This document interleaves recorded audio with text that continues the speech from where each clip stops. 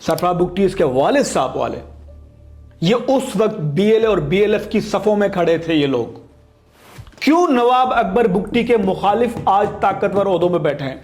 अगर नवाब अकबर बुगटी की मौत से किसी को फायदा हुआ है, पूरे बलूचिस्तान की बात कर रहा हूं, पूरे बलूचिस्तान की, तो वो सरफराज बुगटी को हुआ है। उसने बलूचिस्तान को एक नई आग में धकेला। हजारों लोगों की जानें गई हैं, यहां पर सिविलियन गए, यहां पर सिंधी गया है, बलोच, पश्तून, फौज, पुलिस, लेविस, सबकी शहादतें हुई हैं। यहां पर इन्होंने अपनी मफाद, अपनी लालच की वजह से बलूचिस्तान को आग में धकेला है। सरफराज बुगटी भी बीएलएफ और बीएलए के सफों का शख्स है।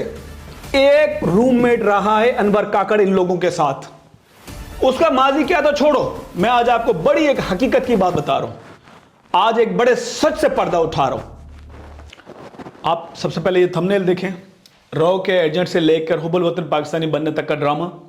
माजी के गद्दार सरफराज बुगटी, अनवर काकड़ आज के सीएम और सेनेटर। आपने सही पढ़ा, माजी के गद्दार। सरफराज बुगटी बाय बर्थ पाकिस्तान के हिस्सा बलूचिस्तान में पैदा जरूर हुए, लेकिन बाय बर्थ पैट्रियोटिक पाकिस्तानी, हुब्बुल वतन पाकिस्तानी नहीं था ये, ना इसका वालिद था। इनके इख्तलाफात थे नवाब अकबर बुगटी के साथ, और नवाब अकबर बुगटी एक ताकतवर शख्स था। इनकी हैसियत और ताकत नहीं थी उससे टकराने की। और ये वो लोग थे, सरफराज बुगटी इसके वालिद साहब वाले, ये उस वक्त बीएलए और बीएलएफ की सफों में खड़े थे। ये लोग, ये हुब्बुल वतन नहीं थे। जब इन्होंने देखा नवाब अकबर बुगटी और मुशर्रफ के दरमियान इख्तलाफात की लकीर पैदा हो गई है, तब ये उतर आए। उस वक्त की स्टैब्लिशमेंट, उस वक्त मुशर्रफ के गोद में जाके ये लोग बैठे, और वहां से इन्होंने जो है वो इख्तलाफात जो मुशर्रफ और बुगटी के दरमियान थे, नवाब अकबर बुगटी के दरमियान जो थे, उसमें पेट्रोल छिड़कने का काम किया आग में। ये इख्तलाफात जो थे उसको वसी तक किया।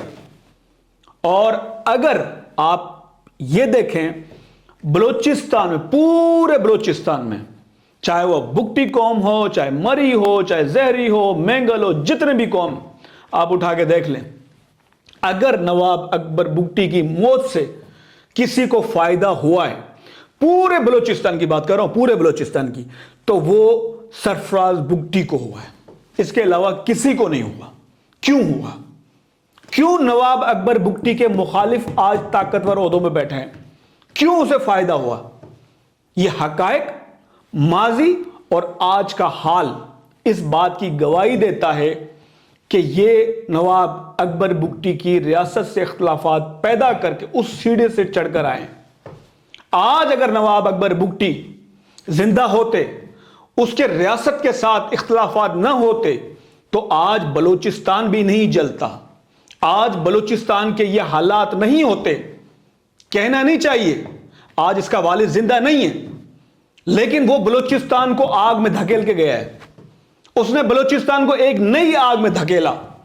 हजारों लोगों की जानें गई हैं, यहां पर सिविलियन गए, यहां पर सिंधी गया है, बलोच, पश्तून, फौज, पुलिस, लेविस, सबकी शहादतें हुई हैं यहां पर। और इन शहादतों का गेम खेलने वाले सिर्फ ताकत पाने वाले, सिर्फ मफाद को हासिल करने वाले सरफराज बुगटी के मरहूम वालिद और सरफराज बुगटी थे। अगर नवाब अकबर बुगटी आज जिंदा होता, तो शायद सरफराज बुगटी आज एक कौंसल बनने की हैसियत ना रखता। और अगर आज नवाब अकबर बुगटी जिंदा होते, जैसे वो माजी में पाकिस्तान के सफों में खड़े थे, आज भी अगर खड़े होते, तो बलूचिस्तान तरक्की की गामजन और राहों पे होता। आज बलूचिस्तान के हालात खराब ना होते, आज बलूचिस्तान में बदअमनी बिल्कुल नहीं होती। तो ये तो वो लोग हैं सरफराज बुगटी की, जो माजी आज कहता है ना मैं पैट्रियोटिक पाकिस्तानी हूं। सरफराज बुगटी, तुम पैट्रियोटिक पाकिस्तानी नहीं हो, तुम तो बुग़्ज़े बुगटी में इस तरफ आए थे। बाय बर्थ तुम पाकिस्तानी का झंडा उठा के नहीं आए थे, तुम्हें मफाद मिला इस तरफ आए थे। आज किसी एक बीएलए वाले को उठा लो, आज किसी भी किसी ऑर्गेनाइजेशन के एक बंदे को उठाओ और लाओ, उसे नवाजो वजारतों से, उसे नवाजो अरबों रुपए से ना, तो वो भी पाकिस्तान के गीत तो क्या, उसको अगर उसी बंदे को पाकिस्तान में खड़ा करोगे तो पाकिस्तान के गीत गाएगा, इजराइल में खड़ा करोगे तो इजराइल के भी गीत गाएगा। اقتدار اور پیسہ وہ چیز ہے، وہ تم نے ثابت کیا، لیکن آج مرحوم دنیا میں نہیں ہے، لیکن تم موجود ہو۔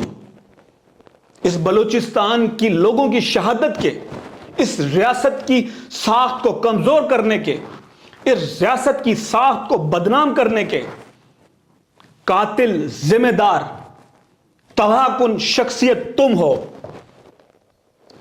اب میں بات کرتا ہوں، موضوع بہت ہے، بات کریں گے آگے۔ اب بات کرتا ہوں انور کاکڑ کی۔ اس کا ماضی کیا تھا چھوڑو، میں آج آپ کو بڑی ایک حقیقت کی بات بتا رہا ہوں، آج ایک بڑے سچ سے پردہ اٹھا رہا ہوں۔ میں کیوں سمجھانے کی کوشش بار بار کر رہا ہوں کہ یہ دونوں بینیفیشری ہیں، یہ دونوں فائدہ اٹھا رہے ہیں۔ آج اگر بلوچستان کے حالات خراب ہیں تو اس کا فائدہ صرف ان کو ہے، ریاست کو کوئی ٹکے کا فائدہ نہیں ہوا آج، نہ عوام کو فائدہ ہوا، نہ بلوچوں کو فائدہ ہوا۔